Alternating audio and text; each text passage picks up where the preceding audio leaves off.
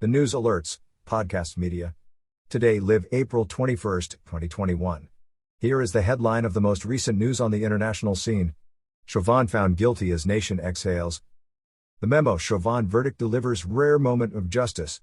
Ocasio-Cortez, Chauvin verdict is not a substitute for policy change. George Floyd's former girlfriend change is coming. Pelosi criticized after thanking Floyd for sacrificing his life. Waters on Chauvin guilty verdict. I'm not celebrating, I'm relieved. Lawmakers react to guilty verdict in Chauvin murder trial. Our work is far from done. Villainize Floyd after guilty verdicts. As an African American man, we usually never get justice. Tim Scott, no question Floyd jury reached the right verdict. Minnesota governor calls for systemic reform after Chauvin verdict. Chauvin transferred to Minnesota correctional facility. Newsmax host, jury decided to sacrifice Chauvin to the mob.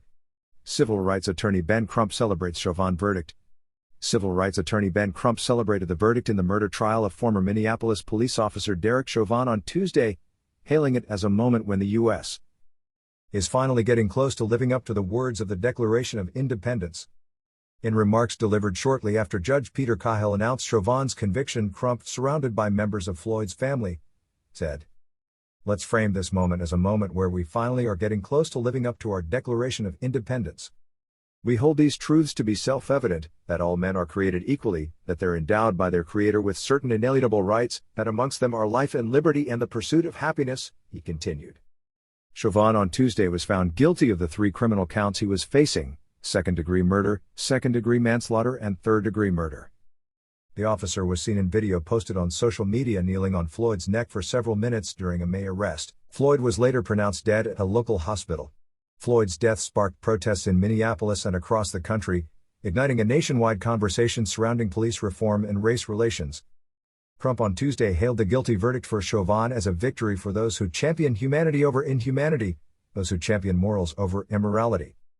America, let's lean into this moment, and let's make sure, Reverend Al, that this moment will be documented for our children yet unborn as they continue on the journey to justice.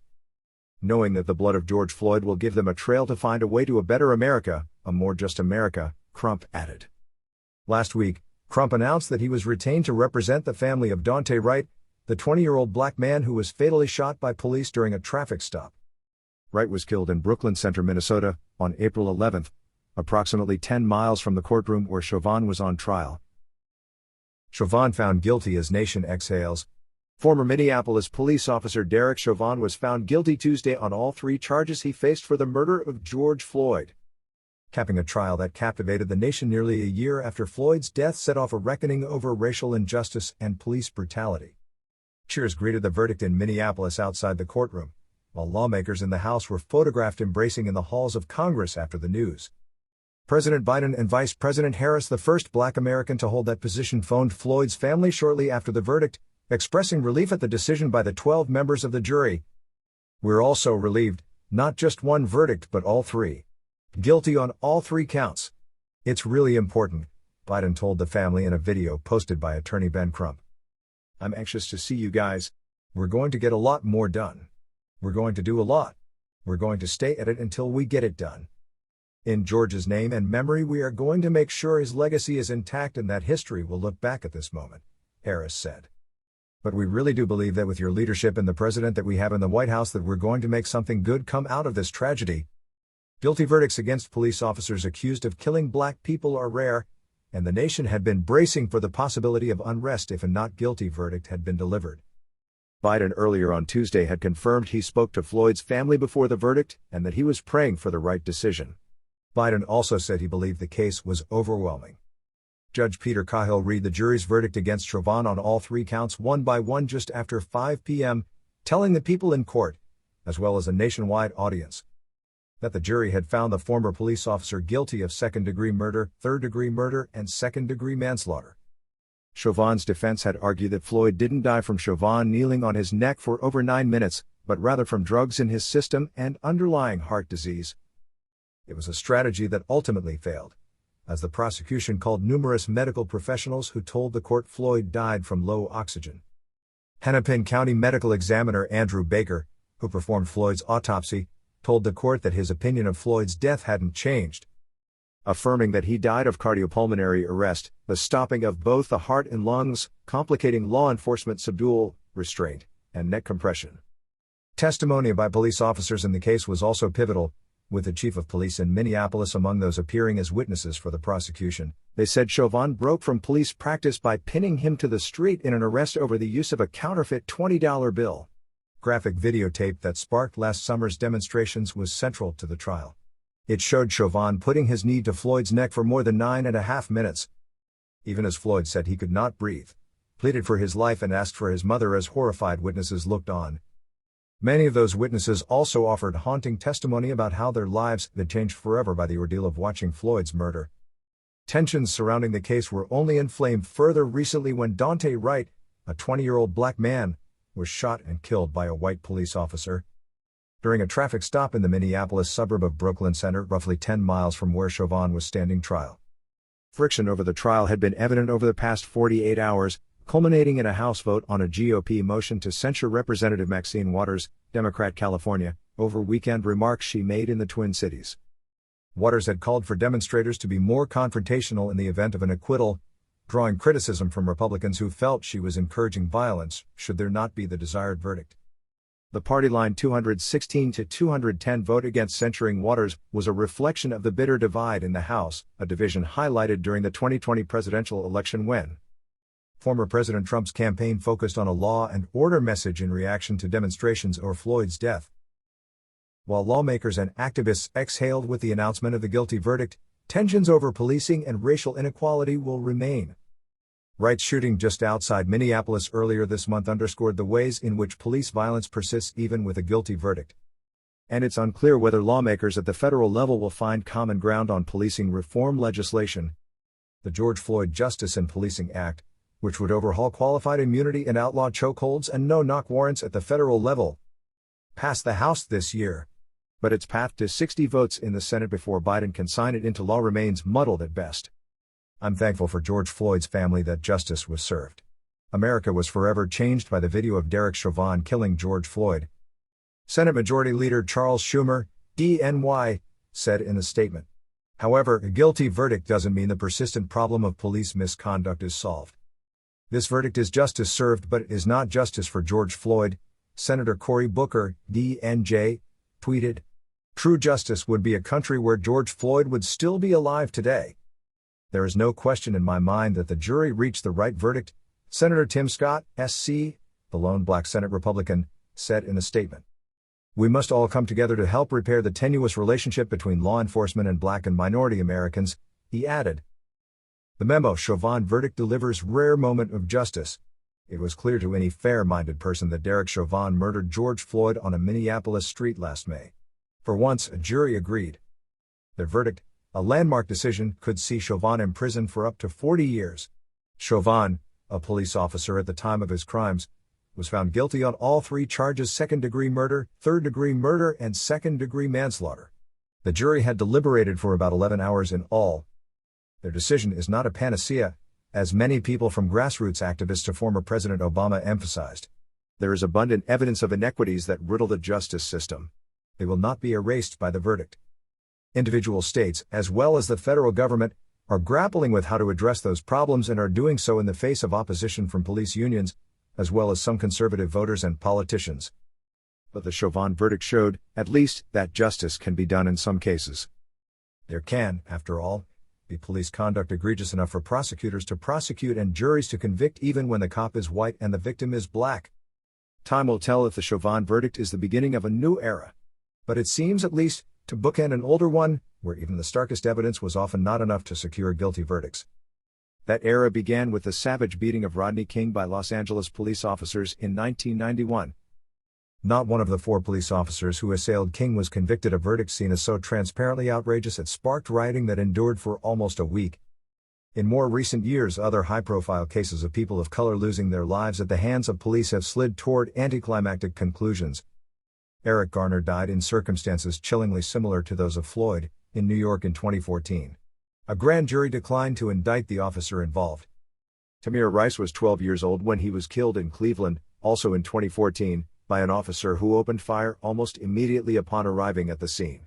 No charges were brought. Philando Castile was killed by a police officer during a traffic stop in Minnesota in 2016. The officer was acquitted of all charges. Fresh scars were being inflicted even while the Chauvin trial was going on. According to a New York Times analysis, at least 64 people died nationwide at the hands of law enforcement officers between testimony beginning in the Chauvin trial on March 29 and last Saturday. That works out as a rate of roughly 3 deaths per day.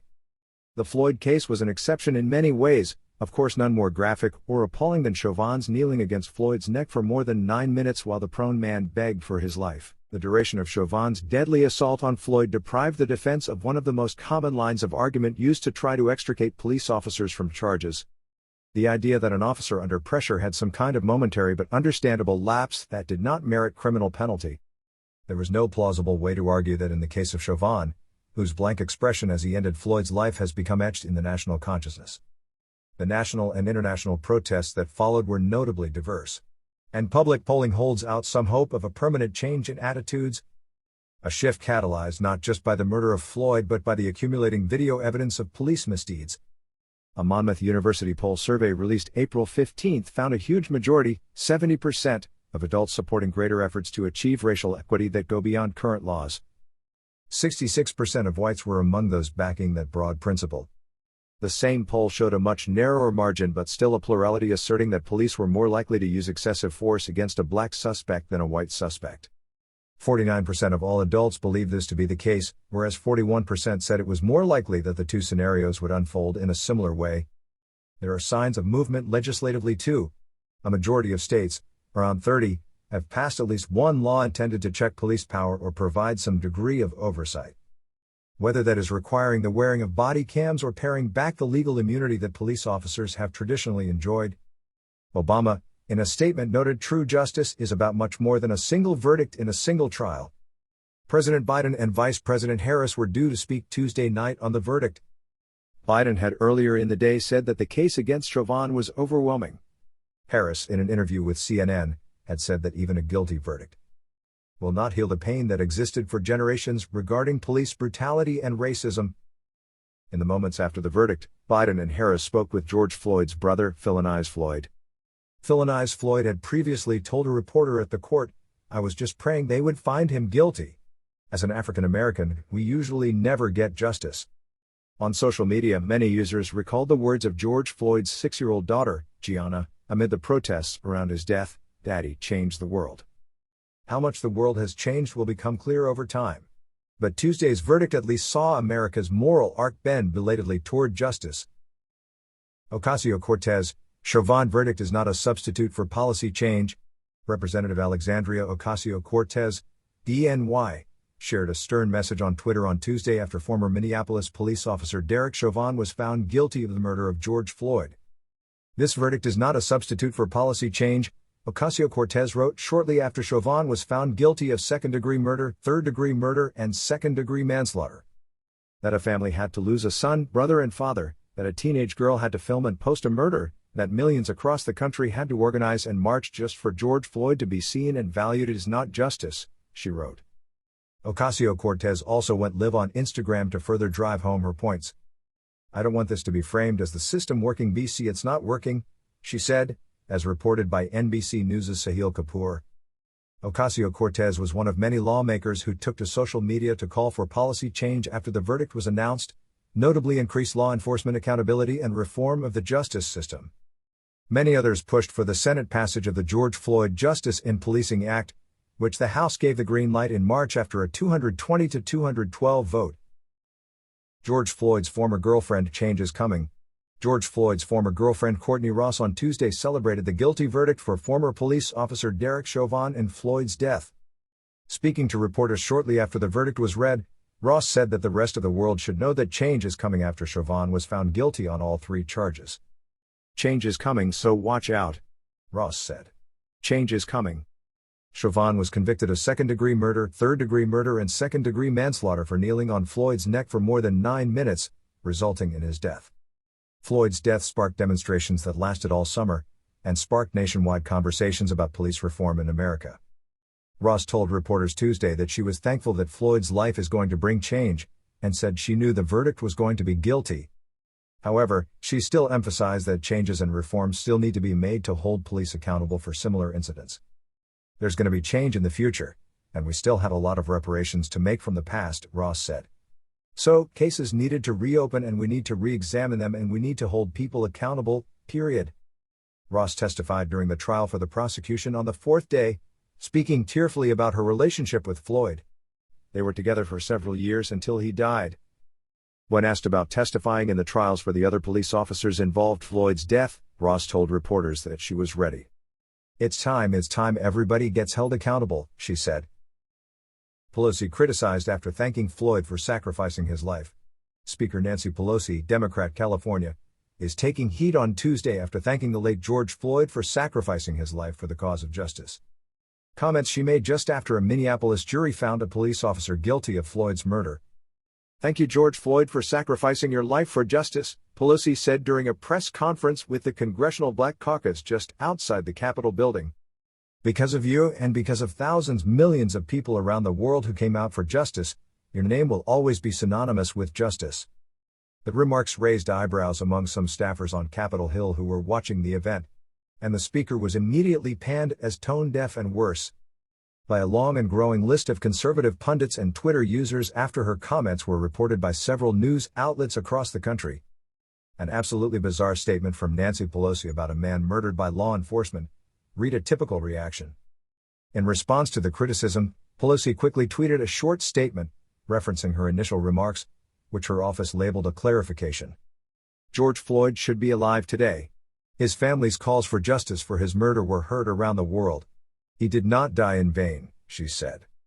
"We must make sure other families don't suffer the same racism, violence and pain, and we must enact the George Floyd #Justice and Policing Act." Since Floyd's death in May of last year, Pelosi has been at the front of the Democrats' effort to enact sweeping new criminal justice reforms designed to combat police violence and racial bias in law enforcement. And House Democrats have twice passed such reforms named in honor of Floyd in the months since his death. After Tuesday's verdict against former Minneapolis police officer Derek Chauvin, who was found guilty on the 3 criminal charges he faced, including second-degree murder, Pelosi said she hopes the legal outcome will lend momentum to the reform legislation in the Senate. "We changed the law, we're going down a different path altogether," she said.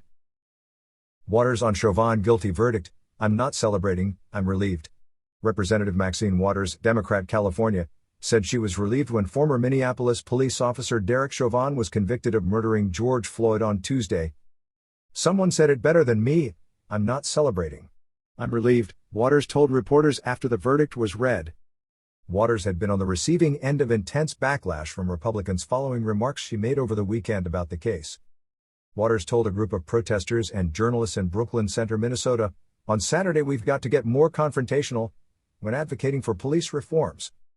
The Congresswoman was also criticized for her comments by the judge in the Chauvin case. "I wish elected officials would stop talking about this case, especially in a manner that is disrespectful to the rule of law and to the judicial branch and our function," Hennepin County District Judge Peter Cahill said Monday. "If they want to give their opinions, they should do so in a manner that is consistent with their oath to the Constitution." Republicans and Minority Leader Kevin McCarthy, Republican, California, on Tuesday introduced a measure of censure against Waters for the remarks, saying her words amounted to an incitement of political violence. The measure failed on a party-line vote just moments before the Chauvin verdict was handed down by a jury. Several House Democrats, including Speaker Nancy Pelosi, California, and House Democratic Caucus Chairman Hakeem Jeffries, NY, came to Waters' defense following the attacks from Republicans. "Clean up your mess, Kevin. Sit this one out. You've got no credibility here," Jeffries told McCarthy earlier on Tuesday. Pelosi on Monday said Waters talked about confrontation in the manner of the civil rights movement. "I myself think we should take our lead from the George Floyd family," Pelosi said. "They've handled this with great dignity and no ambiguity or lack of misinterpretation by the other side. No, I don't think she should apologize." Waters addressed her GOP critics earlier on Monday, accusing them of trying to send a message to racists with their attacks on her. "Republicans will jump on any word, any line and try to make it fit their message and their cause for denouncing us and denying us, basically calling us violent. Anytime they see an opportunity to seize on a word, so they do it and they send a message to all of the white supremacists, the KKK, the Oath Keepers, the Proud Boys and all of that, how this is a time for Republicans to raise money on Democrats' backs, Waters said. Lawmakers react to guilty verdict in Chauvin murder trial. Our work is far from done. Lawmakers on both sides of the aisle took to social media to share their thoughts after a verdict was reached in the murder trial of Derek Chauvin. Chauvin, a former Minneapolis police officer, was found guilty Tuesday of second-degree murder, third-degree murder, and second-degree manslaughter in the killing of George Floyd. Many politicos expressed approval over the trial outcome and noted its influence on helping to hold law enforcement accountable. Many acknowledged that despite a guilty verdict, the issues of the United States' deeply broken justice system still exist.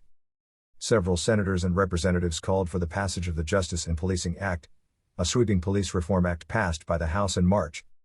GOP Senator Tim Scott, SC, and Representative Brian Fitzpatrick, PA, applauded the jury's verdict, but shared messages that were more supportive of the justice system. Former President Obama weighed in with words of condolence to the Floyd family. Some legislators simply issued statements of mourning or hope. The conclusion of Chauvin's trial comes almost a year after Floyd died in Minneapolis last May. The other officers involved in the incident will be tried separately later this year. Villainize Floyd after guilty verdicts. As an African-American man, we usually never get justice. Villainize Floyd, the brother of George Floyd, said that when the judge was reading the jury verdict in the murder trial of former Minneapolis police officer Derek Chauvin. He was praying they would find him guilty because as an African-American, we usually never get justice. According to pool reports, Floyd, who was in the courtroom on Tuesday afternoon, was praying while Judge Peter Cahill read the jury's verdict. His hands reportedly began shaking while clasped as the first guilty verdict was read, and became shakier during the second reading. During the reading of the third verdict, Floyd's hands were reportedly shaking back and forth, with his head down and eyes closed as his head nodded up and down. Once all verdicts were read, pool reports said Floyd was weeping and hugging all four prosecutors. Prosecutor Steve Schleichers was reportedly wiping away tears. When asked by a reporter after the verdict had been read what he was praying for in court, Floyd said, "I was just praying they would find him guilty. As an African American, we usually never get justice." Prior to the reading of the verdict, pool reports said Floyd was seen alternating between prayer and looking up towards Chauvin. Chauvin, according to the pool report, at one point turned his chair and looked back at Floyd, who was praying. On Tuesday, Chauvin was found guilty on all three charges in the murder of Floyd: second-degree murder, second-degree manslaughter, and third-degree murder. Tim Scott, no question Floyd jury reached the right verdict. Senator Tim Scott, SC, the only black Republican senator, said Tuesday he believed the jury in former Minneapolis police officer Derek Chauvin's murder trial reached the right decision after finding him guilty on all charges. George Floyd died because Derek Chauvin kneeled on his neck and stopped him from breathing for more than 9 minutes. There is no question in my mind that the jury reached the right verdict, Scott said in a statement. Chauvin was found guilty on all three of the criminal counts that he was facing: second-degree murder, second-degree manslaughter, and third-degree murder in the death of Floyd.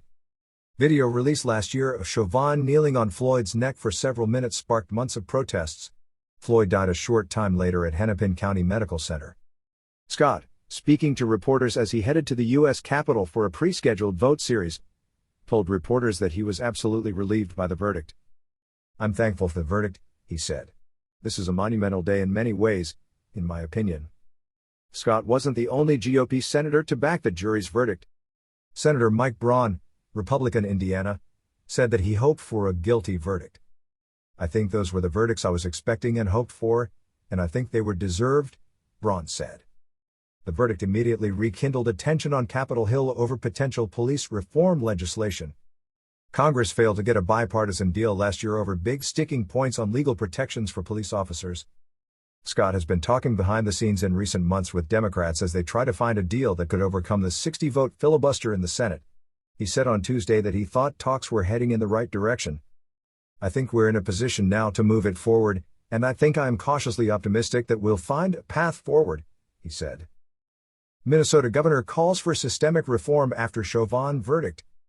Minnesota Governor Tim Walz, D., called for systemic reform after former Minneapolis police officer Derek Chauvin was found guilty of murder and manslaughter in the death of George Floyd.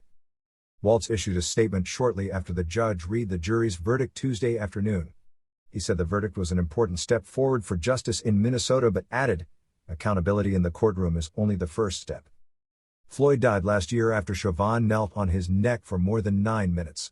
His death, on top of the police killings of other African Americans, set off nights of protests in Minnesota and across the country. Waltz in his statement called for systemic change to prevent similar deaths from happening, pointing to the death of 20-year-old Daunte Wright. Wright was fatally shot by former Brooklyn Center, Minnesota, police officer Kim Potter last week, setting off nights of protests. Potter has been charged with second-degree manslaughter in the killing. Waltz said Wright's death was a heartbreaking reminder that we still have so much more work to do to get there. Our communities of color cannot go on like this. Our police officers cannot go on like this. Our state simply cannot go on like this. And the only way it will change is through systemic reform, Waltz said. We must rebuild, restore, and reimagine the relationship between law enforcement and the communities they serve. We must tackle racial inequalities in every corner of society. From health to home ownership to education, he continued. We must come together around our common humanity.